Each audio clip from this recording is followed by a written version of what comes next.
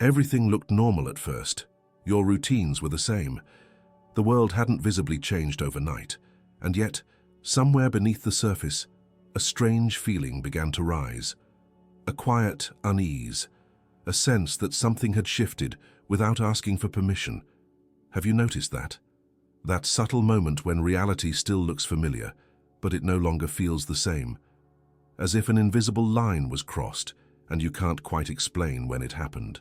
You try to shake it off, tell yourself nothing is wrong, but the feeling stays. And then a deeper question appears, almost uninvited. Why does this time feel different? Not like past crises, not like temporary chaos. Why does it feel as if there's no real way back to how things used to be? This isn't panic, it's recognition, a quiet awareness that something fundamental is changing, not just in the world, but in you. And once that awareness appears, it doesn't simply go away. You might struggle to put words to it, but it's there. A subtle pressure, like the air before a storm. Nothing dramatic has happened in your personal life, nothing obvious has changed in your routine, and yet something feels off. Not wrong, exactly, just different. As if the background noise of reality has changed its tone, and your nervous system noticed before your mind did. This is usually where people dismiss themselves. They say it's stress, age, too much information, not enough sleep. And sometimes those explanations fit, but sometimes they don't. Sometimes the feeling persists even when life is stable, even when you've rested, even when you step away from the noise. It follows you into quiet moments. It shows up when you're doing ordinary things. And the strange part is that it doesn't feel personal. It feels shared. What many call intuition is often treated as something vague or mystical, but in practice it's closer to an early warning system. Your body and attention are constantly reading patterns long before your conscious mind forms a story. You don't need to understand the mechanics to feel the signal. You just register that something in the field around you is no longer behaving the way it used to. Think of walking into a room where an argument just ended. No one says a word. The furniture hasn't moved. The temperature is the same. Yet you know immediately that something happened. That awareness doesn't come from logic. It comes from coherence, or the lack of it. Human systems, like physical systems, are sensitive to changes in alignment. In recent years, researchers have been paying more attention to how interconnected systems behave under stress. Not just machines or networks, but biological and social systems as well. When pressure builds, changes don't always appear first at the surface. They appear as instability, as noise, as a loss of rhythm. Sensitive components react first. In the human case, that sensitivity often shows up as mood shifts, fatigue, irritability, or a sense of anticipation without an object. You might notice that your tolerance for superficial conversations has dropped, that things you once ignored now feel louder, that you're more affected by crowds, news, or emotional environments. This isn't necessarily weakness. In many systems, heightened sensitivity appears before a phase change. It's how the system prepares to reorganize. There's a simple way to check whether this is just imagination. Notice how your body responds to silence, not distraction-free entertainment, but actual quiet. If the feeling disappears completely, it may just be overload. If it sharpens, if clarity and discomfort arrive together, that's information, not a conclusion. Just data. One common bias at this point is to assume something is wrong with you. That assumption is comforting because it keeps the world predictable. If the problem is personal, the solution is simple. But that explanation doesn't hold when large numbers of people across cultures and circumstances report the same sense of dislocation at the same time. Patterns matter more than stories. Another bias is the need for immediate meaning. The mind wants a label: awakening, crisis, decline, enlightenment. Labels give relief, but they also close inquiry. It's more useful to stay with observation. What exactly is changing in how you perceive time, attention, and connection? Where are you more reactive than before? Where are you unexpectedly calm? Many people report that decisions feel heavier now, not harder, just more consequential, as if small choices carry more weight. That's often a sign that internal and external signals are converging. When systems become more coupled, feedback loops tighten, actions echo faster. You don't need to believe anything metaphysical to notice this. You can test it in your own experience by watching how quickly your state responds to your focus. This is where the idea of an invisible field stops being abstract. Fields are not mystical by default. They are environments of influence. Gravity is a field. So is culture. So is shared attention. When enough variables shift at once, the field changes character. You don't see it directly. You feel it through its effects. And here's the part that often goes unnoticed. You are not just being affected by this shift. You are part of it. Your attention, reactions, and choices feed back into the larger pattern. That doesn't mean responsibility in a moral sense. It means participation in a physical one. Connected systems don't have spectators. If you've been trying to think your way out of this sensation, that may be why it feels frustrating. Logic is excellent for stable environments. It struggles during transitions. The body, however, is built for transitions. It senses first, then adapts. That's why your sleep, energy, or emotions may have shifted before you had any explanation. What's happening isn't fully personal, and it isn't fully external either. It lives in the space between. And that space is becoming more active, more charged, more synchronized across people and places. Which is why the next thing to understand isn't just that a shift is occurring, but how events far beyond your life seem to be moving in step with what you're feeling inside. When you look at the world right now, it's tempting to see everything as random. One crisis here, another there. Political tension, environmental stress, economic uncertainty, social fragmentation, different causes, different places, different stories. That explanation feels safe because it keeps events separate. But separation starts to fall apart when too many things begin to shift at the same time. What's striking isn't just that things are happening, but how they're happening together. Similar patterns emerging in unrelated systems. Sudden instability after long periods of pressure. Extremes replacing moderation. It's as if multiple layers of reality are responding to the same underlying signal, even though they speak different languages. In complex systems science, this isn't unusual. When a system is pushed beyond a certain threshold, it doesn't change gradually. It reorganizes. The change shows up everywhere at once, not because the parts are copying each other, but because they're all embedded in the same conditions. Think of how glass shatters. The cracks appear simultaneously across the surface, even though no one planned their paths. Human societies work in a similar way. We are connected through information, emotion, attention, and expectation. When pressure accumulates globally, it doesn't stay contained in one domain. It leaks. Financial stress affects mental health. Environmental anxiety shapes political behavior.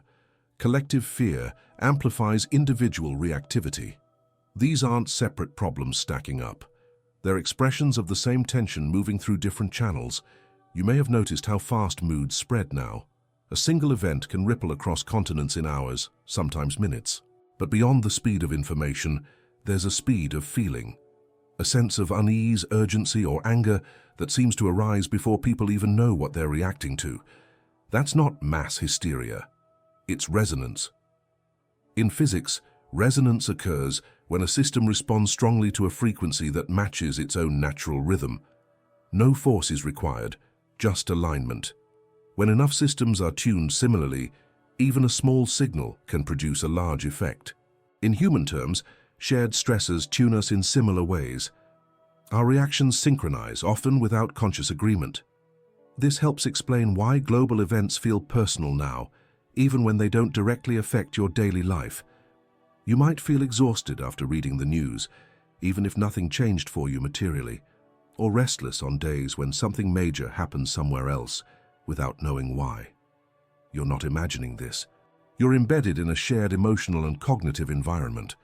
There's a common mistake here, assuming that awareness of global instability means you're supposed to fix it or fully understand it. That expectation creates overwhelm. But sensing synchronization doesn't demand action. It demands orientation. Knowing what kind of environment you're in helps you respond more intelligently within your own limits. Another bias to watch for is the search for a single cause. People want one explanation, one villain, one turning point. Reality is messier. Synchronization doesn't come from one event, it comes from accumulation. Years of acceleration, information overload, unresolved trauma, ecological strain, and social fragmentation have brought systems close to their edges. Once near that edge, coordination happens naturally. This is why comparisons to the past often fail. People say, "We've been through worse," and in isolated terms that may be true. But the level of global coupling is new. What happens in one place no longer stays there psychologically. The nervous system doesn't distinguish between local and distant threats when signals arrive continuously. You can observe this directly. Notice how often your attention is pulled outward, even when you try to focus inward. Notice how quickly emotional states shift without a clear personal trigger. These are not signs of weakness. They're signs that the boundary between individual and collective experience has thinned. Importantly, synchronization doesn't only amplify chaos, it also amplifies coherence. Moments of solidarity, creativity, and clarity can spread just as quickly, but they require a different kind of participation. Chaos propagates automatically. Coherence requires presence. This is why some people feel more called to slow down, simplify, or withdraw from noise right now. It's a way of reducing destructive resonance. There's also a physiological layer to this. Human bodies evolved to track environmental signals. When the environment becomes unpredictable, stress hormones rise, sleep patterns change, digestion, mood, and focus fluctuate. Multiply that by billions of interconnected humans, and you get a collective nervous system under strain, not broken, but overloaded. If you find yourself feeling affected by world events more than you used to, it doesn't mean you're becoming fragile. It may mean you're becoming more accurate. Sensitivity increases when systems approach reorganization. The challenge is learning how to stay responsive without becoming reactive.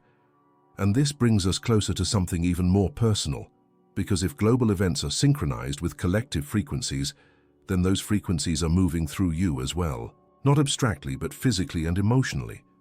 The question isn't whether you're affected, it's how that impact shows up in your body, your energy, and your daily rhythm. Because before the mind names what's happening, the body has already begun responding to the pressure of what feels like an energetic storm building across the whole system. If it feels like too much is happening at once, that's because it is. Not just in the headlines, but inside you. The pressure you feel doesn't come from a single source. It's layered. Emotional, mental, physical. Some days it's subtle, like static in the background. Other days it hits all at once, leaving you tired for no clear reason or restless without knowing what you're waiting for. An energetic storm isn't a dramatic event you can point to, it's a condition. Like weather systems colliding, invisible currents interact until the air itself becomes unstable. You don't need to understand meteorology to feel when a storm is coming. Your body knows. It tightens, it prepares, it reacts before the first drop of rain. In human systems, the same thing happens. When multiple global pressures overlap, economic uncertainty, social fragmentation, environmental stress, constant information flow, the collective field becomes charged. Sensitive organisms respond first. And humans are extremely sensitive organisms, especially when attention is stretched thin and recovery is rare. You might notice that your usual ways of coping don't work as well anymore. Things that once grounded you now offer only temporary relief. Your patience shortens, your emotions fluctuate faster. You crave stillness and stimulation at the same time. This contradiction is a classic sign of overload, not failure. One of the hardest parts is that the storm doesn't feel personal, yet it affects you personally. That creates confusion. You look at your life and think, nothing is actually wrong. And that's often true. But the environment you're embedded in is different. Just as the body responds to humidity or pressure changes, your nervous system responds to collective conditions. There's comfort in knowing this isn't happening to you in isolation. Across cultures and ages, people report similar sensations: fatigue that sleep doesn't fully fix, emotional waves without clear causes, a sense of being on edge even during calm moments. These shared experiences are signals, not of collapse, but of synchronization under strain. In physics, when connected systems are hit by the same disturbance, they don't react independently, they oscillate together. That's why power grids fail in cascades, why markets move in waves, why crowds shift mood almost instantly. Human beings are no exception. We are deeply entangled through communication, empathy, and expectation. But here's the part often overlooked. Storms don't only disrupt, they redistribute energy. After a storm, the landscape changes. Nutrients move, old structures weaken, space opens for something new. During the storm, though, clarity is harder to find because everything is in motion. This is where many people turn against themselves. They assume they should be able to think their way through it, stay productive, remain calm, keep up appearances. When they can't, shame appears. But that expectation ignores how real storms work. You don't demand clear skies while lightning is still moving through the air. Your body's reactions make sense. Increased fatigue is a sign of energy being diverted toward regulation. Emotional sensitivity is a sign of heightened signal detection. Difficulty focusing reflects a system scanning for relevance, not laziness. These responses are intelligent. They only become problematic when misinterpreted. There's another trap here: comparison. You may look around and think others are handling this better, but most storms are hidden behind closed doors. People perform stability even when they feel fragmented. That performance increases the pressure, making the storm feel lonelier than it actually is. You are not weak for feeling this, and you are not meant to push through as if nothing is happening. At the same time, this isn't a call to withdraw completely or give up agency. Storms require a different posture, less force, more listening, fewer conclusions. Notice how your body asks for adjustment, not escape. Slower mornings, more space between commitments, moments of silence that feel necessary, not indulgent. These are adaptive responses. They help you stay coherent while the larger field is turbulent. And yet, the mind often resists this adaptation. It wants explanation, certainty, control. It wants to name the storm, define it, solve it. That impulse is understandable, but it can add friction, because the tools you were trained to rely on, analysis, prediction, linear logic, were built for stable conditions. Right now, the environment isn't stable, it's transitional, which means the mistake isn't that you're feeling overwhelmed. The mistake is trying to understand a non-linear experience with a linear mindset. And that's where the next layer of tension quietly forms, as the logical mind struggles to make sense of something that must first be felt, not figured out. When something unfamiliar happens inside you, the first reflex is to explain it, to name it, analyze it, place it neatly into a category that already exists. This habit has served you well for most of your life. Logic helped you solve problems, make decisions, survive complexity. So it makes sense that you reach for it now. But this moment doesn't respond to logic in the way you expect. Not because logic is wrong, but because it's incomplete here. The logical mind is designed to work with stable patterns. It looks for cause and effect, clear timelines, predictable inputs and outputs. It assumes that if you gather enough information, clarity will follow. That assumption breaks down during transitions, and what you're living through is not a problem to be solved. It's a shift to be navigated. You may notice this frustration directly. You think about what you're feeling, read about it, talk it through, try to pin it down, and instead of relief, the sensation intensifies. The more you analyze, the more restless you become. It's not because you're thinking poorly, it's because you're asking the wrong tool to do the job. Imagine trying to measure temperature with a ruler. The ruler isn't broken, it's just not designed for that kind of information. In the same way, the logical mind struggles with experiences that are relational, embodied, and still forming. It wants a finished picture. This moment is still in motion. You were trained, like most people, to look outward for answers. To trust data, authority, external validation. That training works in many domains. But it quietly teaches you to distrust signals that don't come with immediate explanations. Sensations without labels get dismissed. Emotional shifts without stories get minimized. The body speaks and the mind interrupts. This interruption is subtle. It sounds like, "This doesn't make sense," or "I shouldn't feel this way," or "Once I understand it, I'll be fine." These thoughts feel reasonable. They're also the source of tension, because while the mind is busy interpreting, the body is already responding. The body doesn't wait for certainty. It reacts to conditions. Changes in sleep, appetite, energy, or mood are not conclusions. They're adjustments. They reflect what the system needs in order to stay regulated under new circumstances. When the mind overrides these signals, insisting on normalcy, strain increases. There's also a cultural layer to this. You live in a world that values explanation over experience, productivity over attunement, confidence over sensitivity. In that context, admitting you don't fully understand what you're feeling can seem like weakness. So you push for clarity prematurely. But clarity doesn't always come first. Sometimes coherence does. Coherence means your inner signals are aligned, even if you can't yet explain why. It's the difference between knowing something and being able to articulate it. Children experience this naturally. Adults are trained out of it. Another common mistake is turning the experience into a problem about identity. What does this say about me? Am I changing? Am I losing control? These questions personalize what is, in many ways, impersonal. They add narrative weight to a physiological and perceptual process. The result is anxiety layered on top of sensitivity. It helps to notice when thinking becomes compulsive, not thoughtful, but repetitive, circling the same questions without new insight. That loop isn't curiosity. It's the mind trying to regain control in an environment that doesn't allow it yet. Recognizing this doesn't require stopping thought. It requires loosening your grip on it. This doesn't mean abandoning reason or embracing confusion. It means letting logic take a supporting role instead of a leading one, letting it observe rather than dominate. When you do that, something interesting happens.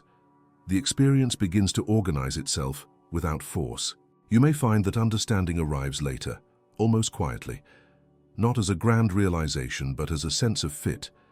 Things begin to make sense because your system has adjusted, not because you solved the puzzle.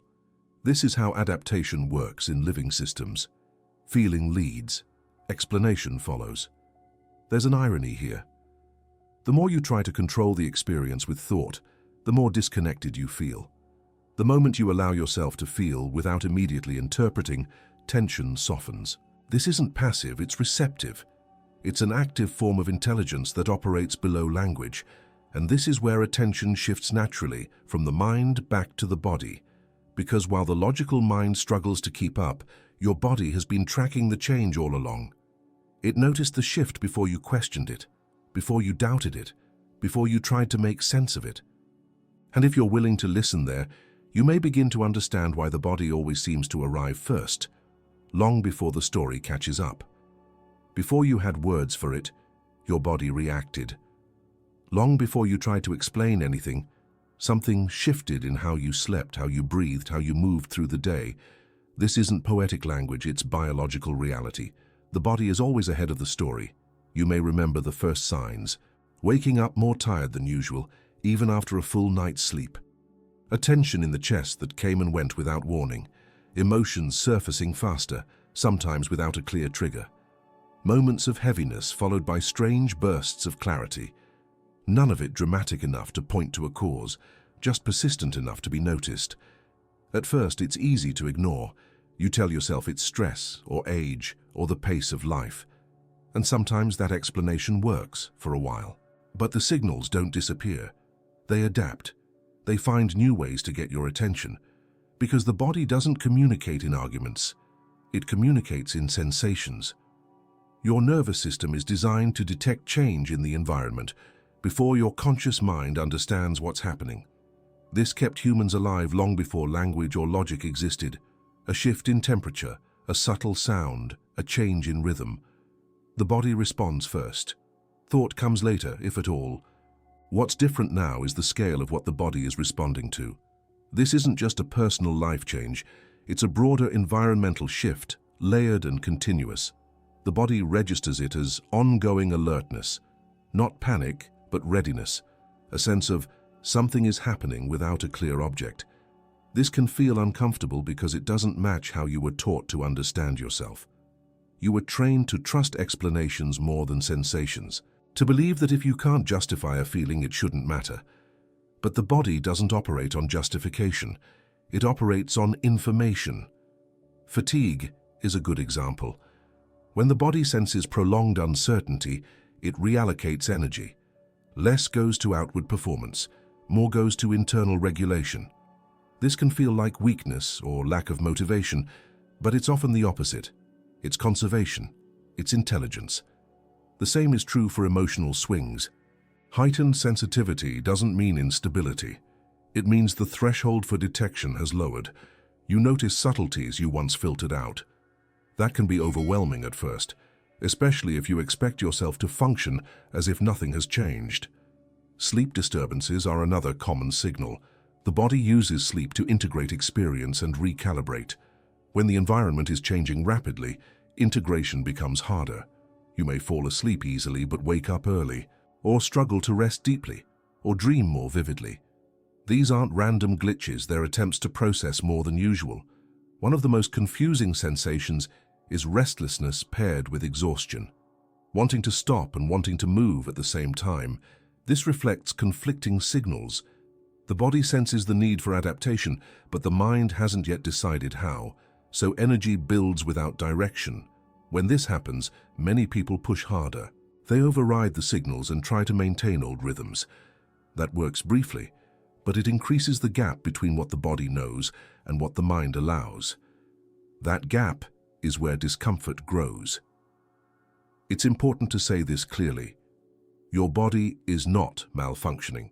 It's responding appropriately to a changing field. The discomfort comes from misinterpretation, not from the signals themselves. When sensations are labeled as problems instead of messages, tension multiplies. There's also grief here, though it's rarely named. The body realizes change before the mind accepts it. That means the body lets go of old expectations sooner. The mind lags behind, holding on to how things used to feel. That mismatch creates sadness, irritability, or numbness without a clear story attached. You may notice that your tolerance for rushing has decreased. That noise feels louder. That shallow interactions drain you faster. These aren't personality flaws. They're signs that your system is recalibrating toward coherence. It's asking for fewer inputs, more signal, more truth. Another layer is timing. You might feel out of sync with schedules that once worked. Time blocks feel artificial. Deadlines feel heavier. This isn't laziness, it's a sensitivity to rhythm. When internal and external tempos diverge, friction appears. The body tracks rhythm naturally. Heart rate, breath, digestion, hormonal cycles. When collective rhythms accelerate or fragment, the body notices. It tries to find a new pace that feels sustainable. If the mind insists on the old tempo, strain follows. Listening to the body doesn't mean indulging every sensation or withdrawing from life. It means recognizing that the body has already entered the transition. It's already adjusting. When you meet it there, instead of dragging it backward with explanations, something softens. You don't need to fully understand what's happening yet. Understanding will come, but first comes attunement, feeling without forcing meaning, letting the signals exist without immediately fixing them. Because as you begin to trust that the body sensed the shift for a reason, another realization quietly emerges. The discomfort isn't only about intensity, it's also about distortion. Not just what you feel, but how quickly everything seems to be moving, or not moving at all, as if time itself has lost its familiar shape. And your body noticed that too long before you started saying, something about time feels different. Many people struggle to describe what's happening with time right now. They say it feels faster, then suddenly slow. Days blur together, yet certain moments feel unusually heavy, stretched, almost suspended. You look at the clock and feel surprised, either by how much time has passed or by how little. This isn't distraction. It's not simply age or busyness. Something deeper is shifting in how time is experienced. Time as you live it isn't just measured by clocks. It's felt through rhythm, attention, and memory. When life follows familiar patterns, time feels stable. Mornings lead to afternoons, weeks stack neatly, seasons make sense. But when patterns break, time loses its shape. It compresses and expands in strange ways. You may notice that the future feels closer and more uncertain at the same time. Plans don't land the way they used to. Long-term thinking feels foggy, while the present feels intense. The past resurfaces unexpectedly, memories appearing without invitation. This isn't nostalgia, it's integration. When systems reorganize, unresolved material comes forward to be processed. Neuroscience offers a simple clue here. The brain tracks time through change. When experiences are repetitive, time feels fast in hindsight. When experiences are dense or emotionally charged, time slows. Right now, many people are living in a state of constant low-level novelty and alertness. The brain is working harder to orient itself. The result is temporal distortion. But there's more than individual psychology at play. Time is also a collective agreement. Shared schedules, routines, and expectations create a common tempo. When societies destabilize, that shared tempo fractures. Everyone starts running on slightly different clocks. Coordination becomes harder. Waiting feels heavier. Urgency increases without clear direction. You can feel this in conversations. People interrupt more. Pauses feel uncomfortable. Silence feels either precious or unbearable. There's a sense that everything needs to happen now, paired with a feeling that nothing is really moving forward. This contradiction is exhausting, and it's not caused by personal failure. In physics, time behaves differently under different conditions. High speed, strong gravity, extreme environments all distort it. While human experience isn't governed by the same equations, the analogy holds. Under sustained pressure, perception changes. When the environment becomes unpredictable, the nervous system stays alert. Alert systems don't track time smoothly. They track relevance. That's why some days feel endless and others vanish. Your system is prioritizing what feels meaningful or threatening in the moment. Everything else fades. This can make life feel fragmented, like you're skipping across moments without a continuous thread. You may also notice impatience rising, even in yourself. Waiting feels harder. Delays feel personal. This isn't entitlement. It's a symptom of temporal compression.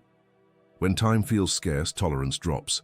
Small obstacles feel larger because the system believes there's no margin. At the same time, there's a growing sense that old timelines no longer apply. Milestones that once guided life decisions feel irrelevant or out of reach. The traditional sequence of progress, work, reward, stability doesn't feel reliable. This creates quiet anxiety, especially for those who value order and responsibility. Here's an important bias to notice. The mind tends to assume that if time feels unstable, something must be wrong internally, but perception of time is relational. It reflects how well your inner rhythms match the outer world. When the world changes tempo, disorientation is normal. Another bias is urgency masquerading as clarity, the feeling that you must decide everything now, fix everything now, understand everything now. This pressure isn't wisdom. It's stress wearing a convincing mask. Acting from it often leads to regret or burnout. Your body has already adapted more than you realize. It finds micro-rests. It seeks pauses. It asks for moments of presence, even if brief. When you honor those moments, time briefly restabilizes. You feel more here, more coherent. This is why many people are drawn to practices that slow perception rather than speed it up. Walking without a destination. Sitting in silence, paying attention to breath, sound, or sensation.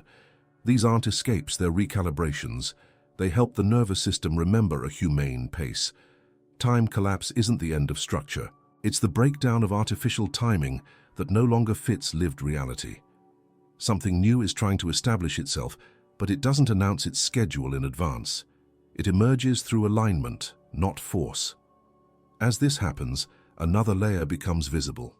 When time feels unstable, identity does too.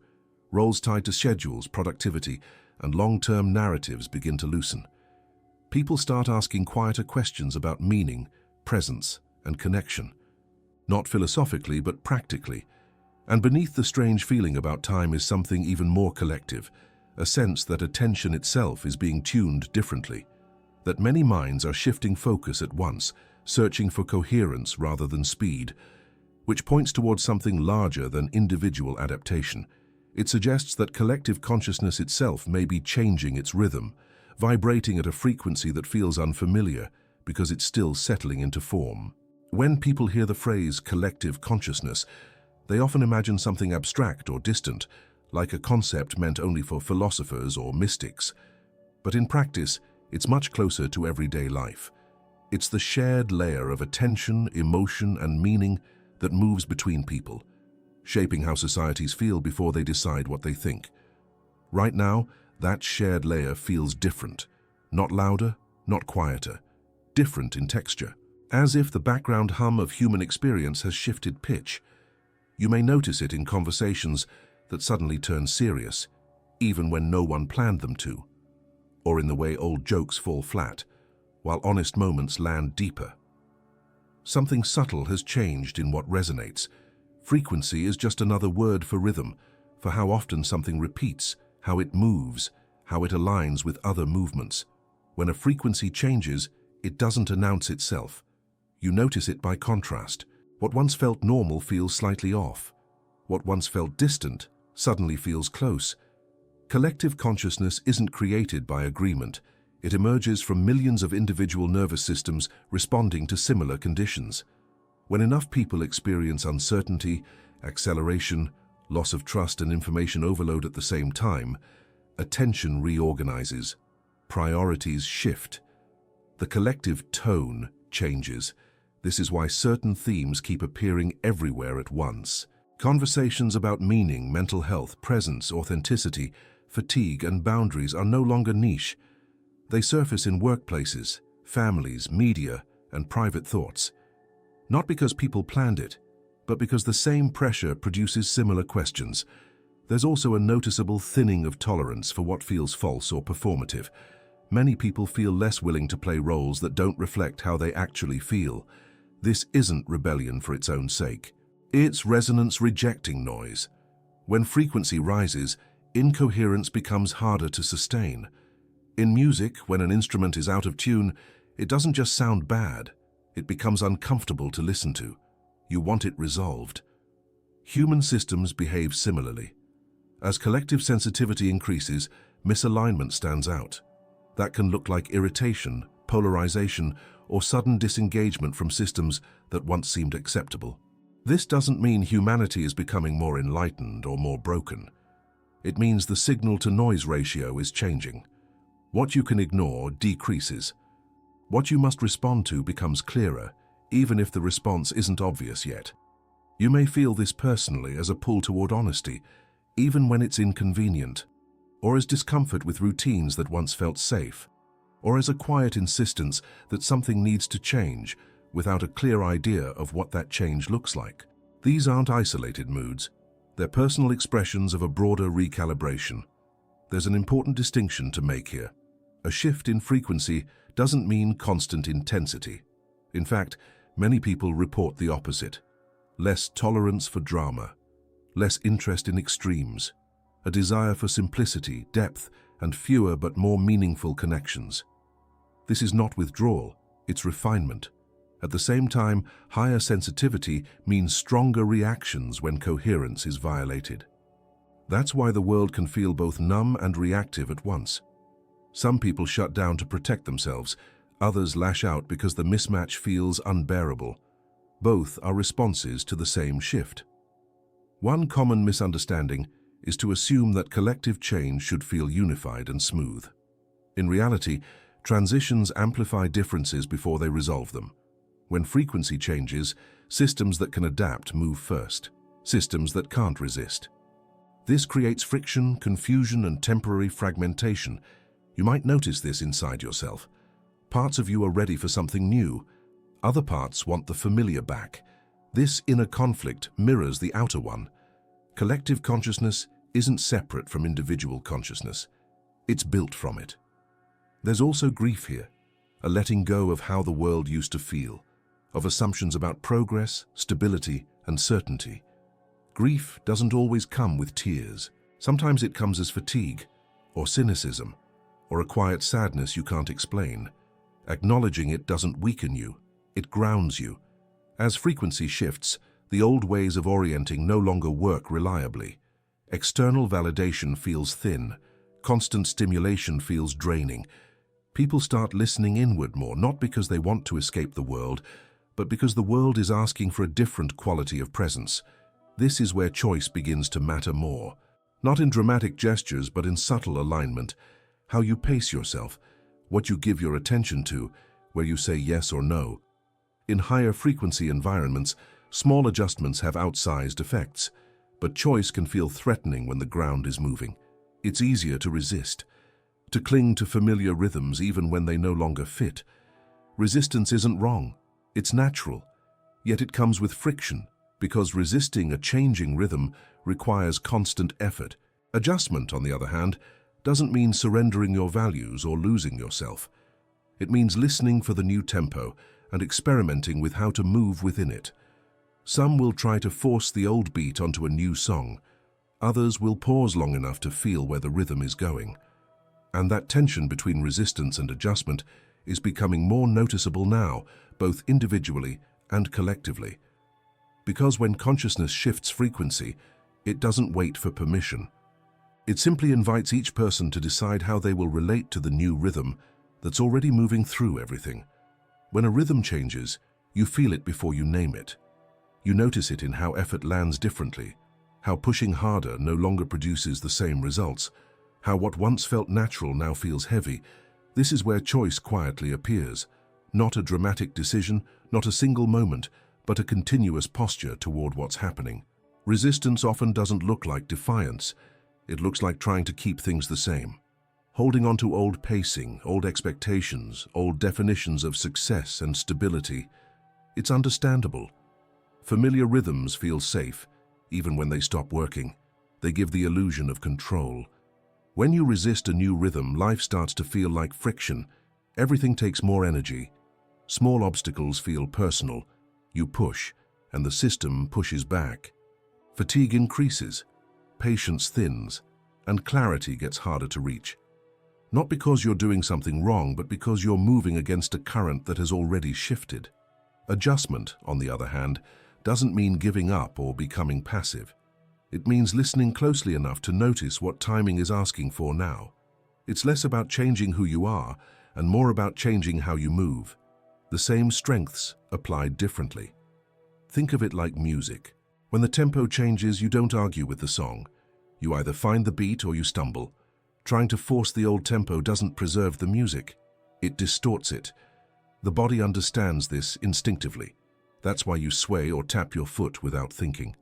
Alignment feels relieving. In this moment, the universe isn't asking for speed. It's asking for coherence. Coherence means your actions, attention, and energy move together instead of pulling in different directions. Resistance fragments you.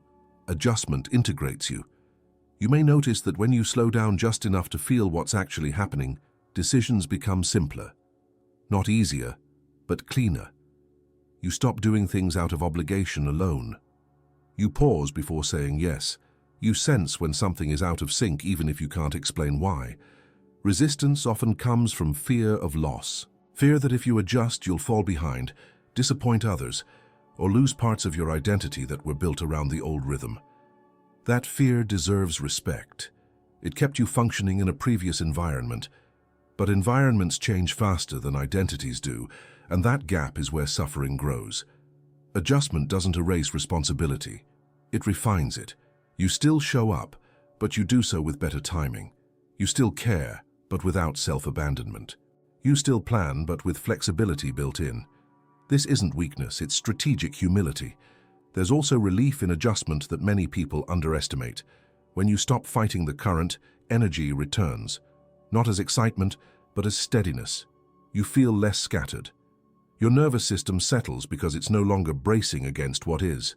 Resistance keeps you focused on what should be. Adjustment brings you into contact with what is.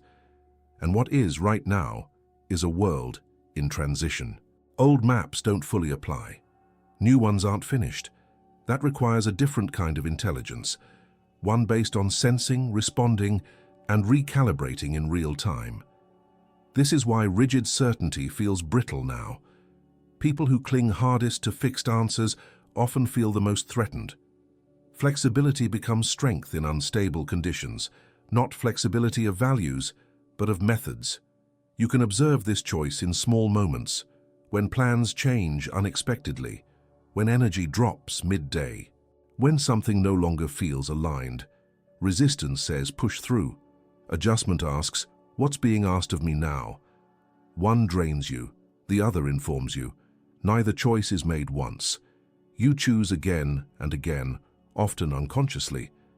Every time you ignore your limits, that's resistance. Every time you honor a signal without collapsing into avoidance, that's adjustment.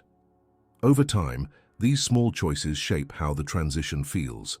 The universe doesn't punish resistance. It simply keeps moving. When you resist, you experience that movement as stress. When you adjust, you experience it as guidance. The movement is the same. Your relationship to it changes everything. This is also where compassion becomes practical. People adjust at different speeds. Some resist because they're afraid, others because they're tired. Judgment adds noise to an already complex rhythm. Understanding creates space for smoother coordination. You may find that adjusting requires letting go of the idea that there's a final stable point ahead. Stability now comes in pulses, not plateaus. You orient, move, reassess, and move again. This isn't chaos. It's a living system responding intelligently to change. As you begin to adjust, something subtle happens. The sense of being alone in this softens. You notice others moving differently too. Conversations deepen, priorities shift. There's less appetite for illusion and more for what actually works. This doesn't mean the discomfort disappears. It changes quality. Instead of constant friction, you feel waves. Instead of exhaustion, you feel effort followed by recovery. Instead of confusion, you feel questions that are alive rather than paralyzing. And in that space, another realization starts to form. Adjustment isn't just about surviving a shift. It's about discovering a new way of perceiving, choosing and creating within it. The rhythm you align with now will shape not only how you move through this moment, but who you become as it continues unfolding. What you've been feeling isn't a malfunction, and it isn't a personal failure. It's a response to a world that is genuinely changing. Your sensitivity, your discomfort, your questions are signs that something in you is alive and paying attention. This time feels different because it is different. Old ways of moving, thinking, and coping no longer fit the conditions we're in now. You're not losing yourself. You're shedding what no longer matches the rhythm of who you're becoming. The confusion isn't an ending, it's a threshold, and awareness is the first step across it. If this resonated with you, write this sentence in the comments so I know you stayed until the end. I'm learning to move with the new rhythm. Mind that, and if you felt seen or grounded by this message and want to go deeper, choose one of the videos appearing on your screen now. They continue this conversation and help you explore what this shift means in a practical, human way.